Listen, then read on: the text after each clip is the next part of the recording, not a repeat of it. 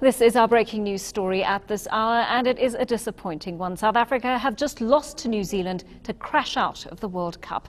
They've still never qualified for a Cricket World Cup final. The Black Caps are now in their first final, beating the Proteas by just 4 wickets. It was a nail-biting match, South Africa falling short despite some brave work in the field. The match was reduced to 43 overs per side, and that was due to a rain delay. AB de Villiers won the toss and elected to bat. South Africa scored 281 for 5, and the Kiwis had to chase down 298 after the Duckworth-Lewis method was implemented. We'll have more reaction and analysis from former Protea Johan Louw in just a moment. But with us in studio is OG Molefe, our own sports anchor and reporter. OG, such a disappointment once again. Did the Proteas choke again? This was definitely disappointing. I think of all the semi-finals that they've played at the World Cup, this was probably the one chance where they had a really good chance, looking at the figures in the match, of actually making it through. And I think silly mistakes and maybe, you know, just the pressures of having to qualify for your first final probably got to the players. And you could tell just by the silly mistakes that they made, which are, if you look at it now, looking back, could actually have helped us to win this game. What would you say were our flaws in this game? What did we allow to get away from us? I think batting-wise, we actually did fairly well. I mean, with the Duckworth-Lewis system, we would have been looking to get over the 30-over mark, at least maybe having lost 3 wickets.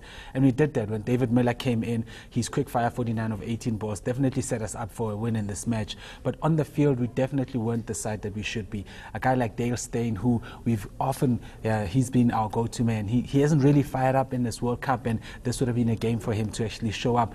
On the field itself, I mean, we had 2 possible run-outs, very easy run-outs if you think about, you know, the type of players that we've got. I think Quinton de Kock, there's one that he dropped which he should have easily taken, and even the catch that, you know, the 2 players were supposed to take, but no communication on the field, leading to them bumping into each other and dropping a ball. I think those were critical mistakes that they made. OG, at this point I'm going to bring in former Protea player Johan Louw, who's on the line to us right now. Johan, welcome to you, and you're listening to some of the commentary here and some of the feedback on this game from OG Molefe. I'm going to ask you what you think our weaknesses were in this game today. I really thought we played extremely well. I think, you know, there's a lot of pressure going into a semi-final of the World Cup. I thought we batted superbly. The rain couldn't have come at the worst time for us, but we capitalized beautifully after that. I don't think anyone could have written a better script. So I thought the batters did extremely well. And then I heard some commentary on this also about the guys maybe not communicating and making some mistakes. But those of us who were watching could feel the nerves in our bodies.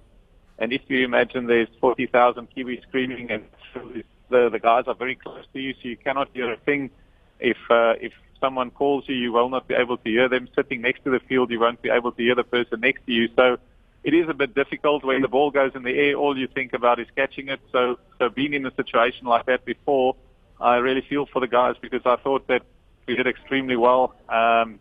It's just a pity, as the other commentator mentioned, you know, we made 1 or 2 mistakes that I thought was crucial. The run out from Quinton de Kock, I think, was at the right stage. You know, and the guy with the gloves, you expect him to catch it.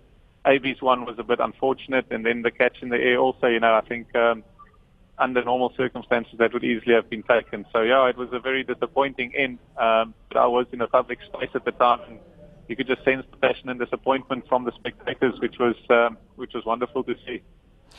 This is probably the furthest we've got. I mean, we would have hoped to do better, but for you, OG, do you feel South Africa really made significant progress on the world stage in this particular World Cup? I mean, definitely we qualified for the knockout phases for the first time, which is great to see. And I think if we look at this crop of players, we would have believed that we've got the right, you know, mix and sort of camaraderie within the team going into the World Cup to actually have the best chance for us to do it.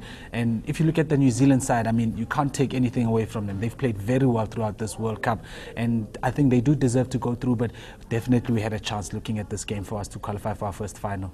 Johan, speaking to Lee Irvine on the line a little earlier on, he mentioned that Duckworth-Lewis was going to put South Africa at a disadvantage today. He didn't think that he thought it was rather premature, in fact, to have resorted to Duckworth-Lewis at that stage. He said, well, there's another full day to go.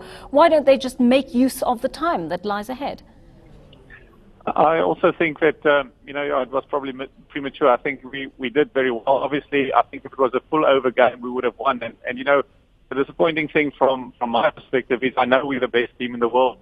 Test cricket is the true test of cricket, and we've been the best team in the world for the last 2 years. If we look at the players we've got in one-day arena, we've got the best players in batting and bowling. So we are the best team. And the disappointing thing about the short game is that the shorter the game, the less impact a good team has, and the individual can take the game away from you. So in one-day cricket, it's not a true reflection of the skills of the players, even though it is a high-pressure situation. I still believe that we are the best team, and that's why it's probably for me a bit disappointing that we didn't go all the way, because I know we are the best side in world cricket, and we've proven that over the last 3 years. Johan, I'm going to start wrapping up this interview now, but I must just ask you what lessons South Africa will take away from this Cricket World Cup.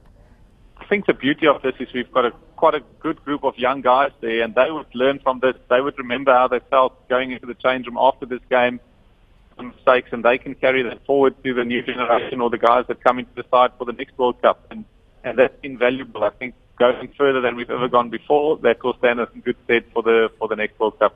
Johan Louw, former cricketer, thank you so much for your insight into this story. OG, I'm going to ask you to summarise all of this for us. In your opinion, what has South Africa learned from this World Cup? I mean, I'd agree with Johan. Looking at the crop of players we've got, they definitely have the ability to be there for the next World Cup. And I think if we keep this side, we definitely will be able to play and compete in the next World Cup. It's going to be critical for them to actually go back and look at this and not let it affect them, because we know now there's going to be that C word that will be thrown around as chokers. I think they need to look beyond that and look at the positives that have come out of this World Cup and take that to the next one, and hopefully we'll have better results then. Oh, hopefully so. Very, very disappointing indeed for all of us on the southern tip of the continent today. But indeed, the Proteas did get very far and have done some groundbreaking work in this World Cup.